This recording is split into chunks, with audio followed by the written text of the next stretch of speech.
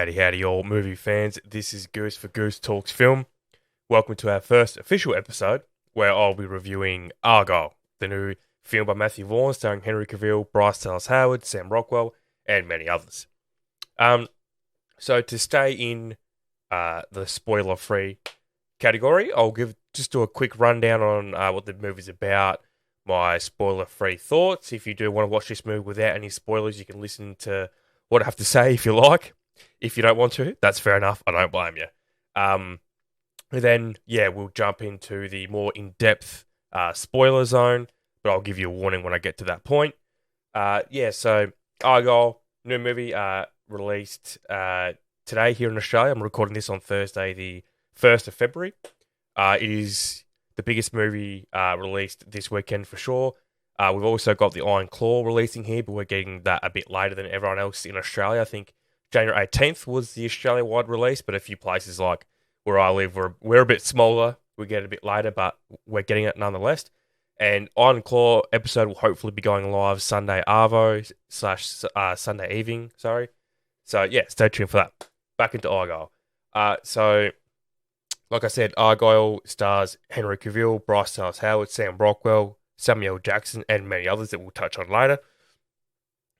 So this is directed by Matthew Vaughn, who directed movies like Kick-Ass is probably one of his most well-known, but he's also done X-Men First Class, three of the Kingsman movies, and he also did Stardust and Layer Cake.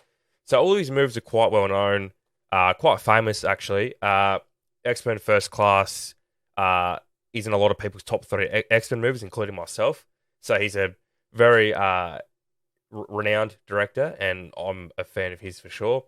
And this was written by Jason Fuchs, who is probably more well known for his writing for Wonder Woman, starring Gal Gadot. He also did the 2015 Pan movie, obviously based on Peter Pan, and he also did Ice Age Continental Drift in 2012. So a bit of a differential in his library. But yeah, this is his first writing credit in 6 years. He also acts and does a bit of producing. The spoiler-free synopsis is: a reclusive author who writes espionage novels about a secret agent and a global spy syndicate realizes the plot of the new book she's writing starts to mirror real-world events in real time. I'm not going to lie and say that I love this movie, but I'm also not going to lie and say that I hated it. Without giving anything away, this isn't a spoiler or anything, but if you're hoping this movie is a showcase of John Cena and Henry Cavill, then you will be disappointed, like I was. Just the marketing kind of misleads the audience a little bit, unfortunately. But you do get to see them. This definitely is Bryce Dallas Howard's vehicle. This is probably her biggest movie outside of the Jurassic World movies. I feel as though this is definitely like her vehicle to try and get her into bigger movies that aren't Jurassic Park / World related. We also know that she's been directing as well. She's directed some of the best episodes of Mandalorian. So just like her dad, she's got the directing in her DNA, but I really love her as an actress. She is great in this. The highlight to me is probably Catherine O'Hara that plays Bryce Dallas Howard's mum. She absolutely is amazing in this. Okay, so before I get into the spoiler territory, here on Goose of All Trades, I do like to rate the movies I'm reviewing one of 3 categories, which is go watch this in a cinema, wait until streaming, or don't bother watching this at all. Sometimes movies will kind of bounce between 2 different categories, but this one I would put into wait until streaming. I don't know if I would have seen this if I wasn't covering it on the podcast. But I'm not saying I didn't enjoy it at the cinema or anything like that. And I am privileged, I guess, that I'm a member of my local cinema, so I get $10 tickets. I was happy to pay $10 to see this, but if I'm recommending this to other people, if you've got other things to do or other movies to watch, I would recommend this to wait until streaming, which will be anywhere from 6 to 8 months from now. It will be obviously available on digital to rent or buy. I'd almost recommend to rent this if you can rent it for anything below $10. But yeah, I wouldn't be rushing to go see this. This had a budget of 200 million. It's a planned first movie of a trilogy. I unfortunately don't see them happening. In saying that though, in my cinema, there's about, I think I counted 15, 16 of us, and majority of us were solo moviegoers because I saw this like as soon as I finished work. So I rushed, got there. So it was good to see that many people. It was its, I think, first screening that it was released here. And I live in a town about, I don't know, 32, 33,000 people. So the movies aren't always packed. But, you know, movies like Barbie and stuff, they were selling out and having to do more session time. So, yeah, I don't see this being released in theaters here in the, I guess, smaller areas for anything more than 2 weeks, unfortunately. Just all the reviews I'm reading from all the big companies. But, hey, like I said to anyone, if you want to make your own decision, go see it, please go see it. Don't just take my recommendation, but if you do take it into account, I would recommend to wait until streaming. If you're umming and ahhing about if you want to spend the money, because we all know that, you know, to do anything these days costs more money. So you kind of, if you want to pick and choose the movies you go see because of the money, then I don't blame you at all, and I would recommend to wait until streaming. So we are heading into the spoiler territory now. So if you don't want it to get spoiled, if you're going to go watch the movies or watch it at a later date and then bounce back into the podcast, then please do. We are now heading into the spoiler territory where I'll delve more deeply into this movie, talk about the characters, plots, and at the end I will be rating this movie out of my 4 categories, and then that will get an overall rating out of 20. So we'll jump into it. I mean, the movie, I'll read the full movie synopsis that pretty much has all the spoilers and everything in it, so please bear with me. Ellie Conway, an introverted spy novelist, has just finished her 5th book about Aubrey Argylle, the title character of the eponymous Argylle series. On a train journey, Ellie is saved from an ambush by an actual spy, Aiden, who explains to her that a devious organisation known as the Division has targeted her because the novels seemingly predict their future. Aiden travels with Ellie to England, hoping that her next chapter will reveal how to stop the Division. In London, the duo searches for a master key that would help expose the Division that Ellie had also referenced in her novels. Suspecting Aiden wants to kill her too, Ellie calls her parents for help. As they arrive, Aiden reveals that they are operatives working for the Division sent to capture her, forcing him and Ellie to fend them off before fleeing. Escaping to France, Aiden and former CIA Deputy Director Alfred Solomon reveal that Argylle is not entirely fictional. Ellie is in fact Rachel Kyle, who was captured and brainwashed by the Division 5 years ago. She put her suppressed memories into the novels.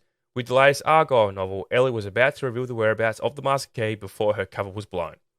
Aiden and Rachel travel to Arabia where they retrieve the Master Key but are soon cornered by the Division. Ritter, the Division's director, reveals that Rachel was one of their most loyal assets, after which she offers to interrogate Aiden, subsequently shooting him. She also locates Alfred for them but reveals that she's in fact sent him the Master Key, betraying the Division. Ritter stops the transmission and she and a surviving Aiden fight their way through the ship, eventually killing him. Ruth, who pretended to be Rachel's mother earlier, uses a mental trigger code to turn Rachel on Aiden until Ruth is killed, after which Alfred finally receives the message. Resuming her novelist persona, Rachel publishes her final novel. To her shock and confusion, the real Argylle reveals himself at her book event. In a mid-credit scene, it is revealed that the first novel is based on his life, with a flashback sequence revealing that a young Argylle had collaborated with the Kingsman Agency, and end title card stating Argylle, the first book, to be releasing in cinemas soon. Okay, so thank you for bearing with me in that very long synopsis, but that pretty much covers not everything, but a lot of things. There's a lot of twists and turns, and you don't know if you're meant to trust Sam Rockwell or if you're even meant to trust Bryce Dallas Howard, who is playing Ellie, the main character. So I guess when I start off with Bryan Cranston plays the villain. He's the head bad guy who pretty much pretends to be her dad. This isn't Bryan Cranston's finest moment, I'm sorry to say. He really chews up the scenery and is quite goofy and doesn't overact too much, but does overact a bit, and it's not in a fun way that we've seen kind of Samuel Jackson, in the first Kingsman movie was similar, but it worked. It was fun. His delivery was great. Cranston here, unfortunately, is a low light for the movie for me. He's not in it heaps, but he would be in the top five in terms of screen time. Then on the opposite, you have Catherine O'Hara play the doctor who brainwashes Ellie, who pretends to be her mum. She's fantastic. She also is a bit over the top and goofy, but for her it just works. Like she really does an awesome job. She does a really good job of being that likable mum, and then transitions into a bad guy really quickly and believable. Sorry, too. Cranston just doesn't seem to work. So I don't know if maybe the writing wasn't as good for him, or he was told to act that way. I don't know. Cranston is, one of the most respected actors, especially in terms of television. But yeah, so those two covered. Sam Rockwell, I thought, was really good in this. He always, not always, but a lot of his career before he won his Oscar, he was typecast as like the weird character or the outsider. Or in this, he plays like a goofy straight man, really. Like he is quite serious and he is quite funny. He obviously has his funny and goofy moments, but overall, he plays it really, really well. And him and Bryce Dallas Howard really do have amazing chemistry together. It really works. That's probably the highlight of the whole film, because this does go in the cinema, obviously including ads and whatnot. It does go for 2 hours and 20 minutes, so this is quite a long movie for what it is. So without all the cinema mumbo jumbo, you're still looking at least 2 hours for this movie. I just think it's slightly too long. There were parts where I was kind of squirming in my seat and kind of like, how long does this have to go? Obviously, we get to the Henry Cavill and John Cena portion I was talking about earlier. So I guess for a lot of people that have only read the short synopsis and seen the poster with Henry Cavill, middle center, like the forefront of the attention of every poster and marketing you see, he's obviously playing the fictional character of Argylle, but he's barely in this movie at all. All right, if you were to accumulate his time from start to finish in total, it wouldn't make 5 minutes. John Cena's would probably be 1.5 minutes, 2 minutes, I would guess. They're very short snippets that you see both of these guys. And there's a portion that you don't even see Henry Cavill for at least half an hour for the entire film. Obviously, Ellie is hallucinating that he's there, and she hallucinates that Sam Rockwell is turning into Henry Cavill / Argylle, and then she sees Argylle in the mirror, which is herself. So, yeah, I think a lot of people will be misled, because I did know a little bit about this beforehand, so I expected this was going to happen. I still thought that maybe Sam Rockwell would completely transition into Henry Cavill and she would completely lose her mind, or the opposite, would start off as Henry Cavill and then think, oh no, this looks nothing like Henry Cavill, it's actually Sam Rockwell, and then that kind of snaps her mental break that she has. But we didn't really get that, unfortunately. I would have loved to see more of Henry Cavill. And yeah, like I said, a lot of people like me would want to go see this because of Henry Cavill and John Cena. I thought it was going to be really fun seeing those two together. You don't really get that. And if you're still listening and you haven't actually watched this and you don't care about spoilers, if you want to watch this because Henry Cavill, don't bother. He's got another movie coming out in a few months by Guy Ritchie. Watch that, because he's clearly the main character, one of the main characters. Just wait to watch that if you want your Henry Cavill fix. Go back, watch Man of Steel, Immortals. Go watch all those movies that he's the main star, because he is barely in this. It sucked to not. I really want to see John Cena kind of shine in Matthew Vaughn's direction, his type of humor and stuff, because it really, I thought those two would have worked really well together, because John Cena is very good at being like the goofy, big, muscular guy, kind of opposite to The Rock. The Rock kind of takes himself seriously in most of his stuff. John Cena's kind of the opposite to that. So I was really looking forward to John Cena kind of shining in this, but I guess we kind of got that in Peacemaker and Suicide Squad under James Gunn, who also, they're not the same, but they share some similarities, Matthew Vaughn and James Gunn. So I guess if you want that type of fix, go watch Peacemaker and Suicide Squad. Yeah, I mean, there are a lot of twists and turns, and you don't really know what to expect. Like I said, is Sam Rockwell the good guy, or is he a bad guy? Is Samuel Jackson really a bad guy? Is Ellie actually going to turn out to be a bad guy? But, yeah, and also, I don't remember her name, I apologise, but one of the other characters who was killed, you thought was killed in the book, was also based on a real person that was, they thought was shot in the heart. It turns out she was live. She was the one that sent Ellie the fan fiction idea that there's a passageway in your heart that a bullet can go through and you don't actually die from it. It just completely goes through. So that's how she survived. And obviously they end up using that in the novel. Yeah, I think the direction is quite good, I have to say. It's Matthew Vaughn, in terms of his directing, he rarely misses. He always just seems to hit, I have to say, in terms of directing. The writing was pretty good. In terms of dialogue, I thought dialogue was really good. It really fit Matthew Vaughn's directing as well, considering he didn't write this, and from what I gather, he didn't have kind of any input in the writing whatsoever. But he also executive produced, so maybe he had a little bit of pull in terms of how the script was actually devised. But yeah, I think more so the dialogue, like I said, dialogue was good, but the overall plot, I wouldn't say it was overly coherent. With the editing, I say the editing was probably one of the worst aspects, just because of the cutting to Henry Cavill, to Sam Rockwell did get a bit like way too quick, way too fast paced. It was kind of like jarring to a degree, because like what the fuck's happening? Like, especially in fight scenes, because Matthew Vaughn's fight scenes are very quick, and then they cut to slow motion and they're very quick, a bit like Zack Snyder, but Matthew Vaughn's fight scenes are slightly faster in terms of just overall action than what Snyder's are. So sometimes it can get a bit harder to kind of understand like what the fuck is actually going on. But yeah, in terms of the overall acting was great. I have to say the cast was really, really good. Like I said, wasn't Bryan Cranston's best performance, but is it terrible? No, I won't lie and say that it's terrible just to shit on Cranston. But is this, among his best or even good performances? Unfortunately not. You do see like a 3-4 second cameo from Richard E. Grant, which was good, but I thought we'd get a bit more of him, but we don't. He kind of plays the Bryan Cranston role in the novel, so I thought maybe we would have got a little bit more of him, but we don't. We see Samuel L. Jackson for a few scenes. You never really expect to see Samuel L. Jackson a lot in movies unless he is the main character, because he just works so much. So you can't expect him to be, in 50-minute plus lengths of time in movies, because he's just too busy. He pumps out movies too much. It's usually just, not cameos, but very small parts of films and TV.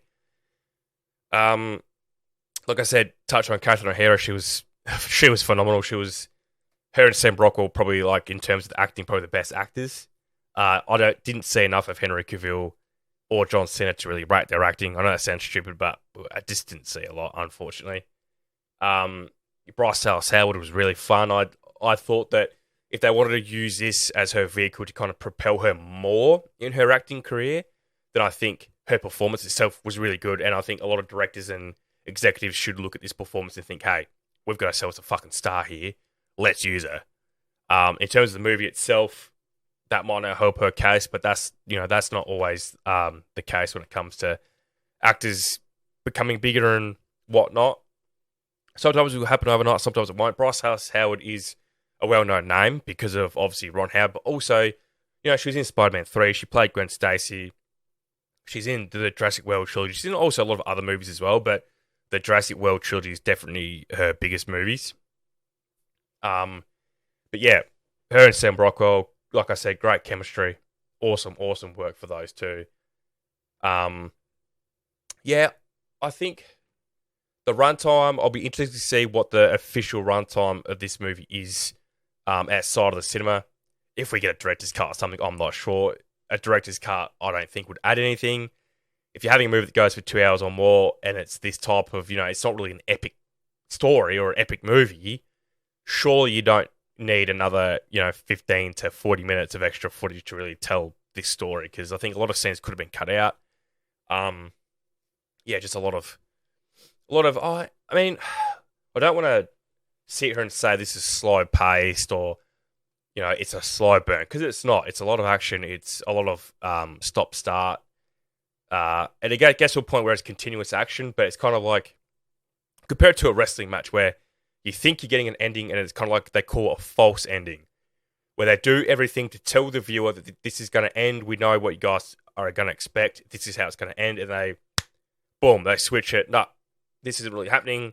You have another 10 minutes of match. Well, this movie felt like that. It felt like it had two false endings, really. You think you're getting to the climax of the movie in one location, it changes, boom, and it happens again. And it's like, okay, movies can't work like this where you get multiple false endings. It just kind of gets jarring, kind of annoys the audience. Like, kind of annoyed me.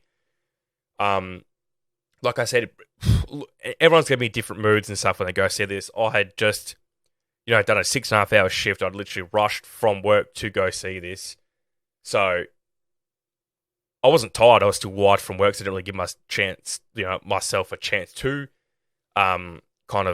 relax and kind of get into that tired mood that kind of ruins your experience. Maybe it's happened to me before, and I guess it's kind of probably happened to you as well, where you watch a movie when you're tired and you didn't really like it. You thought, oh, no, shit. But then for whatever reason, you give it another chance and you think, oh, fuck, no, I actually really like this. I'm just in a better mood this time around.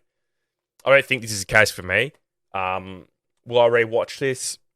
I think the only situation I'd probably watch this is if I had, like, my wife or a family member or a friend really desperately wanted to watch it for a movie night or something. I wouldn't argue to watch it. I might kind of suggest other spy movies or espionage movies to watch instead of this. But that's also another thing is this is like a fresher take on espionage and spy movies because of the cutting between, fiction and real life with Argylle and Ellie, excuse me. That it is kind of fresh where, Sam Rockwell doesn't look like a spy, but he is. Like, that's kind of the realistic side of it. Like, a lot of spies, I guess, in real life and all the best soldiers don't kind of, I guess, look like soldiers, but then sometimes they do. So that was cool. But, I mean, the thing of, oh no, like an unlikely person thrown into the chaos of espionage, blah, blah, that's been done to death. It's been done so many times. And usually it's kind of like a damsel in distress with a bloke that is really a spy or whatever. And this is kind of similar, but obviously it turns out that Ellie is actually Argylle. She's actually, one of the best agents, and she was working both sides, so she kind of had a bit of moral dilemma on if she wanted to be a bad guy for more money or a good guy for risking her life. So that was kind of good. The acting of Bryce Dallas Howard when she kind of transitions into who she used to be, because she'll probably never be able to go back to who she was, because this kind of also subtly touches on what has happened to a lot of people over the years. There's actually a TV movie with Neil Patrick Harris about it called Stranger in the House from the 90s. So that story was pretty much, he got in a car accident with a friend, he hit his head, I think he was in a coma for a bit, woke up, and he was a completely different person. Personality-wise, everything.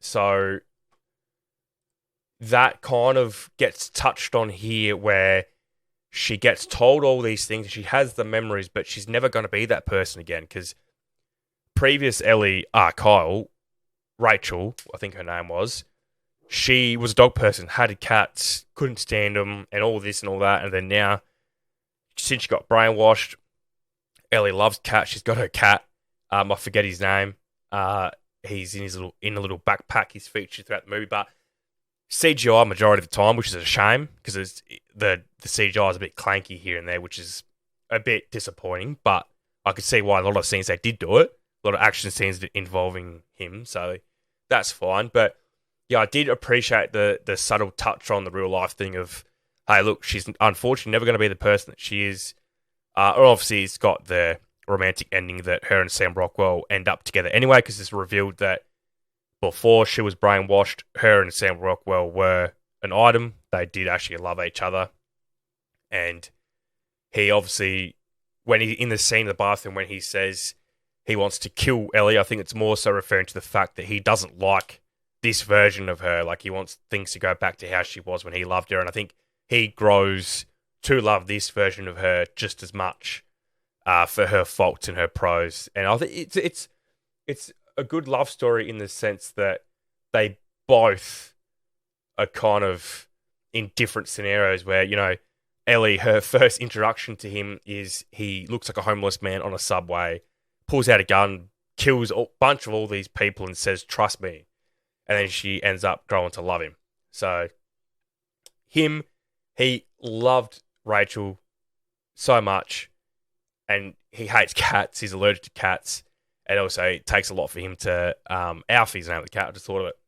Takes him a lot to actually get, I guess, the grasp that Alfie's going to be there forever. And and they obviously end up together at the end, which is good. And we see the little clip of Henry Cavill as Argylle with really an American accent at the end of the book signing, and then we see him with a British accent. So he's British at the pub, like the Kingsman pub, which connects these movies in the same universe.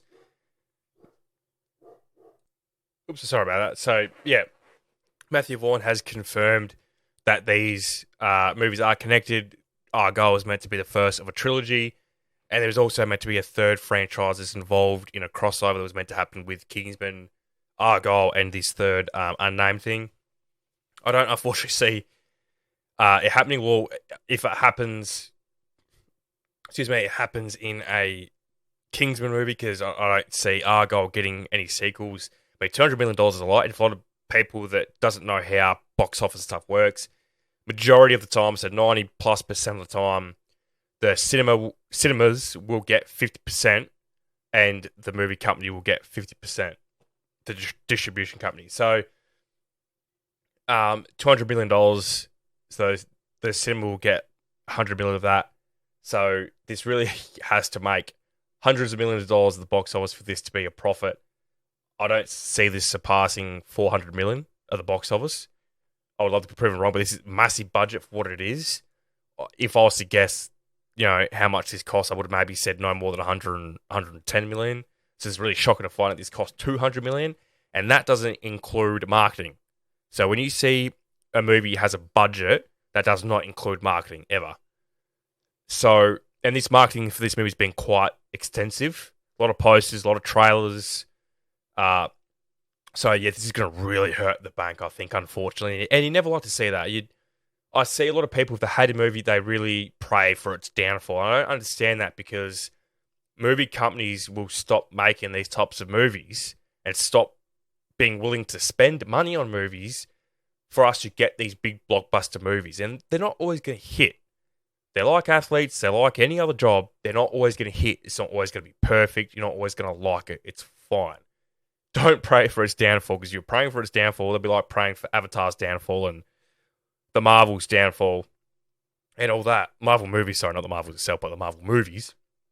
Because that's going to affect the industry. And since COVID, it's really been a risky business, the movie business. Especially with streaming now. You have a lot of companies like Netflix and Apple and all that will spend tens of millions of dollars in these movies to just hope that they get enough people to sign up to it, and et cetera, et cetera. And that doesn't happen a lot. Like Netflix and all that, they don't do any more than 10 of those movies a year, because they cost too much and they're not getting guaranteed money. It's not people walking in the door, paying for their ticket, et cetera, et cetera. This is relying on people keeping their subscriptions going and paying these bills. And that's why Netflix and all that are raising their prices quite often, because they're trying to make up all the money. But yeah, back to Argylle. Really be surprised if this gets a sequel. Or really, really surprised. If it does, it'll almost be straight to streaming, because this is made by Apple Film. So this will be exclusive to Apple TV once it hits streaming. A bit like Killers of the Flower Moon and Napoleon. So this will be exclusive to that. Unless down the line Netflix stuff want to pay a bucket full of money to get the rights to this on streaming. So yeah, unless a new sequel goes straight to streaming, it has a very small budget, which is risky, especially when you spend that much money and promise a lot of things in the first one. You have expectations. I have seen a lot of people like this movie though, so I hope that it does make money. I don't think this is going to hurt anyone's career though, because the movie itself isn't terrible. Like I said, I didn't love this movie. I would struggle to call this a really good movie. I would sit on good. I'd sit on good. But I wouldn't go any higher than that, unfortunately. So there's really not a lot to touch on, because when I do these movie reviews solo, obviously the length is quite shorter because it's just me talking and you kind of have no one to bounce off. But yeah, so these solo movie reviews, like the Iron Claw, will be a bit shorter. So if you prefer your your reviews to be a bit more condensed, a bit more shorter to listen to, then these are for you. Which majority of the time, my classic movie reviews, so movies that aren't released at theaters recently, we usually have another co-host because it's kind of easier for both of us to watch it in a week span and then review it together. But yeah, so I will touch on some trivia actually. All right, so we have some trivia here for you. Matthew Vaughn cast Henry Cavill because he said he needed someone who was born to play James Bond, which Henry is. And then try and nick him before the Bond studio did. And Cavill was actually a finalist to play James Bond previously for Casino Royale in 2006, but was rejected for being too young. He was 22 at the time, which is quite young, and James Bond is also, usually mid-30s or higher, so that's fair enough. Director Matthew Vaughn describes this movie as his ode to 1980s action movies like Die Hard and Lethal Weapon. Alfie the Cat is played by Chip, owned by Matthew Vaughn's wife, Claudia Schiffer. There you go. Henry Cavill is allergic to cats, which is hilarious. Argylle is named after the Argylle diamond design that originated in Scotland. The font seen on the posters was commissioned specifically for the movie. It was created by the Walden Font Company. There you go. That's actually pretty interesting.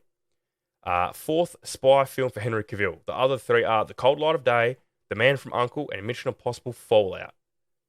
Costing $200 million, this is Matthew Vaughn's most expensive film and the most expensive film produced by Apple, tied with Killers of the Flower Moon. So this is pretty crazy that this movie cost the exact same amount as a movie that went for 3.5 hours.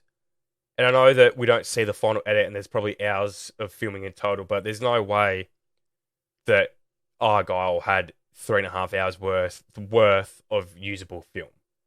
So, and I know Killers of the Flower Moon is more of a period drama than an action, but those movies set back at time cost a lot of money because everything has to be built a lot of time or added on. They have to make everything look old. Whereas Argylle was set in modern times, they could just film on location and in a studio. So very shocking that, that budget's just crazy. Samuel Jackson started as a villain in Matthew Vaughn's previous spy movie Kingsman, which we knew, well, a lot of people should know. On July 8, 2021, singer and actress Dua Lipa published the movie, posted on her Instagram social network profile. Dua Lipa will also produce the theme song for the film as well as acting in it. That's what I forgot. Dua Lipa is in this movie. She plays a fictional character in the book and also a real life character for about 5 minutes. Bryce Dallas Howard cited Taylor Swift as the inspiration for her character, explaining she's a cat lady. She's got this awesome backpack with a cat in it that she walks around with. She loves a good Argyle sweater, and there's a sort of unapologetic dorkiness about her. Look, I didn't get Taylor Swift vibes from her performance at all. I think the only thing they can say is the same is that they both like cats. Other than that, that's just Bryce, I think, fanning out. But hey, it's her. She knows. So if says that was her inspiration, then that's her, The cast featured 2 Oscar winners, Sam Rockwell and Ariana DeBois. The 2 other Oscar nominees, Samuel L. Jackson and Bryan Cranston. So, like I said, this cast is fucking stacked. Like, it is really stacked to the brim of talent. A lot of them aren't in this a lot. So it's not like you get like a big ensemble like Ocean's 11 or anything like that where they get a lot of screen time. This is, quite limited with their screen time. It focuses really on the main 2, which is fair enough.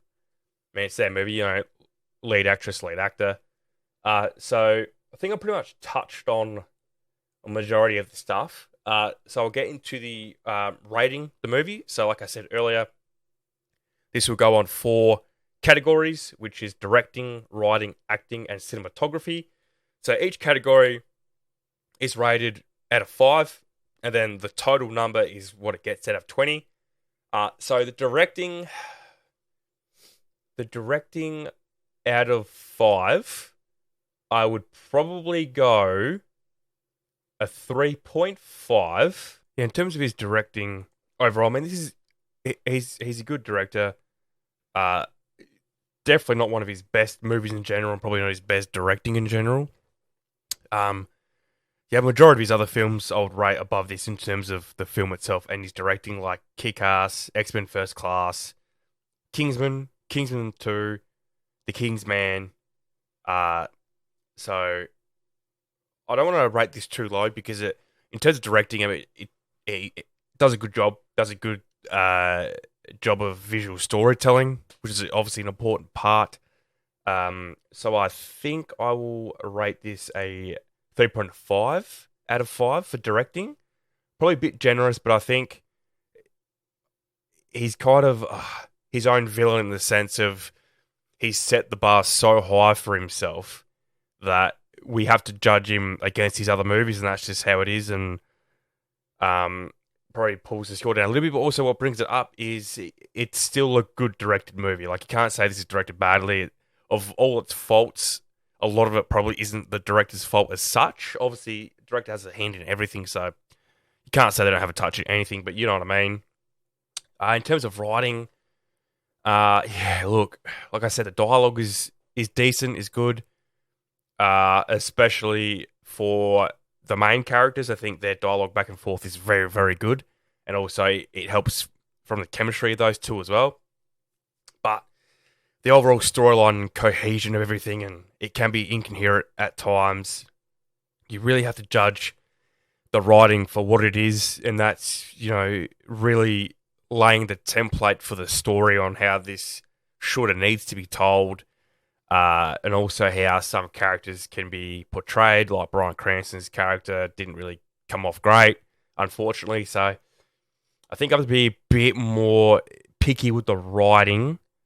In terms of the writer wrote Wonder Woman, not the best written movie ever, but that's told a coherent story with decent dialogue and all that, which I think that probably does a better job than this. I know they're completely different, but like I said, you have to compare their previous work and whatever. And I know everything's different, and most of the time you improve each movie, so you get better. Sometimes you hit a slump and you get better, but Wonder Woman was a long time ago, 6-7 years ago, and obviously he wrote Ice Age Continental Drift, which I've actually seen recently with my daughter. Not a great movie, so I think I have to rate the writing a 2 out of 5. Probably a bit harsh, but yeah, I'll stick with the 2. With the acting, I won't go too high for this. I know I've sung praises for a lot of them in this, but this movie isn't winning any acting awards anytime soon, and never will. What I will say, most of them act well with what they're given from the writing and also the direction as well.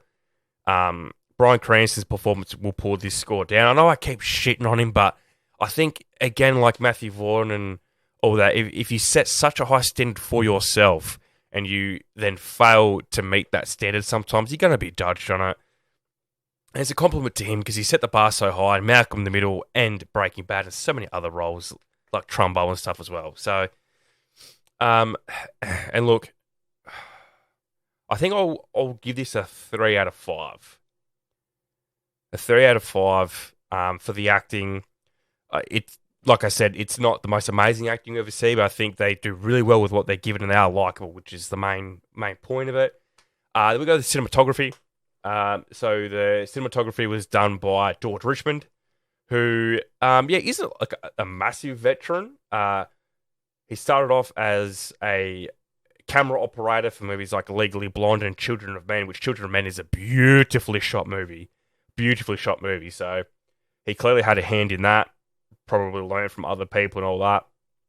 So, yeah, George has done a lot of great movies in terms of just being a part of a good movie and also the cinematography itself. So he did the cinematography for the first Kingsman, which is, a really good shot movie for what it is. Like, the church scene is just incredible. So that goes down to the directing of Matthew Vaughn.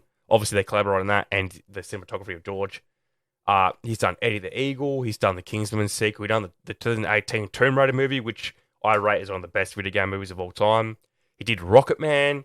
He did Free Guy. He did Fantastic Beasts: The Secret of Dumbledore, which is the third movie. And he's done Argylle. So he hasn't done a lot, and that's not all of his movies. That's the well-known ones. But he's done a lot of good work, and he continues really good camera work here. And at least with cinematography, you can just rate them on what you see. And what we see is a lot in terms of, even though Matt Vaughn's directing can be controlled chaos, I would say. I wouldn't say chaotic because that makes it sound like he's not a good director. You know what I mean? It's controlled chaos in some scenes, especially with action scenes and fight scenes in particular. but George just gives us the best view. And going on his previous works, I mean, all of these movies are shot beautifully well. He shoots this action spy movie really, really well. So I have to give it a 3.5. Like I said, this isn't going to win any awards or anything like that. There's no amazing shots that will blow you away or that you want to set as a wallpaper on your computer or your phone, but it is a really good shot action movie. In action movie, what do you want to actually see? You want to see action. You want to be able to differentiate things, and George does a really good job with that. And another great collab with Matthew Vaughn. So yeah, I'll sit on a 3.5 for the cinematography. That gives a total of 12 out of 20, which I think is a decent score. And we'll see as the movie the year pans out all the movies to see where this sits. At the end of the year, obviously with all the new releases that I review, I'll do an end of year, top 10, maybe top 15, and then a bottom 10. I don't see this sitting in the bottom 10. I'll be very surprised if it is. That means if Argylle is sitting in my bottom 10 at the year, it means we've had one of the best years in film ever. And I honestly believe that. I think that this probably won't make the top list either. This will probably be in the middle and it won't be featured. But hey, it's better to be featured than not featured, than be featured in the worst of the year. So yeah, 12 out of 20. I think that's a decent score for this movie. I might have been too generous on the directing and the cinematography and then too rough on the writing, but I just feel as though the writing and the directing are the two that you really have to be really anal about. And yeah, I think Matthew Vaughn hit it with the directing, but unfortunately I don't think the writing was there. So yeah, that's the Argylle review done. Thank you for listening. If you've gotten this far, I have started to get quite sick with the cold, so if I sound a bit nasally or hard to hear it sometimes, my voice might have gone a bit deep and croaky, I apologise. But if you're still listening, thank you for sticking by for the first episode. I'm honestly going to learn as I go what works, what doesn't work. Maybe the episode should be longer, should be shorter, maybe perfect timing, but I'll figure that out. And with the help of you guys, with any feedback you want to give, please do so. And whatever app you're listening to, if it be on Amazon Music or on Spotify or whatever, hit that follow button, notifications on, make sure you don't miss an episode. The library will be there because I know sometimes it's hard to get all the movies you want to see at local cinemas. If you're in a small area like me, you don't get all access to all the movies that come out. It's just the way it is, unfortunately. It's a shame. So movies like The Boy and the Heron, which is already released, but it was released down here, but session times that unfortunately I couldn't see because I was at work. It was a very limited release here. So I'll probably be reviewing that in a few months when it drops on digital, and I will be willing to buy or rent that because that's Miyazaki. So it's Studio Ghibli. They never miss, and Miyazaki never misses. So I'm willing to buy or rent that for whatever money it is. Yeah. So if you're listening to this on YouTube, I will transition into obviously a video version of this on YouTube as well. At the time being, it's only audio, not just because I look like shit, because I do. But yeah, just get some camera and some lighting work to look a bit better. I wanted everything to be top notch while I started. That's kind of what's happened in the past. I did attempt this podcast six years ago. This page is pretty old, as you see. The follower count's pretty high because I did grind it. I did also post movie trailers and stuff as well. I tried to do it kind of like a movie website itself that does a lot of things like reviews movie trailers stuff. But obviously, I couldn't keep up with that because I was an apprentice doing 50 plus hours at a time. So now my work life and my family life is a bit more balanced, and I'm going to focus on doing movie reviews. And we've got a double header this week. I'm going to go see The Iron Claw on Saturday night, and that review will be out Sunday Arvo, Sunday evening at the latest. And then yeah, next week got The Boys in the Boat, which is a rowing movie, a sports movie based on a true story, directed by George Clooney. So if you're into sports movie stuff, that is out at the movies, I think, this week or next week. So I'll be seeing that as soon as possible, and that podcast will be out over the weekend at some point. So I'll stop rambling, but this is the first episode, so I just had to touch on some things. Thank you. Yeah, thank you so much. If you, like I said, if you got this far, you're still listening to me. I'm rambling on a lot. The length of each podcast will probably differ from movie to movie, just depending on if there's lots to talk about or not really, or if I'm really positive or really negative. I try not to be super negative, but sometimes it's really hard. Not swim, like I'm not covering that. But yeah, thank you so much for listening. Make sure, follow me on the socials. It is Goose Talks Film on Facebook and on Instagram. I'll be joining X and Threads as well. So make sure you follow me across all socials so you don't miss an episode. And yeah, thanks so much for listening, guys. This has been Goose for Goose Talks Film. And make sure you watch their movies.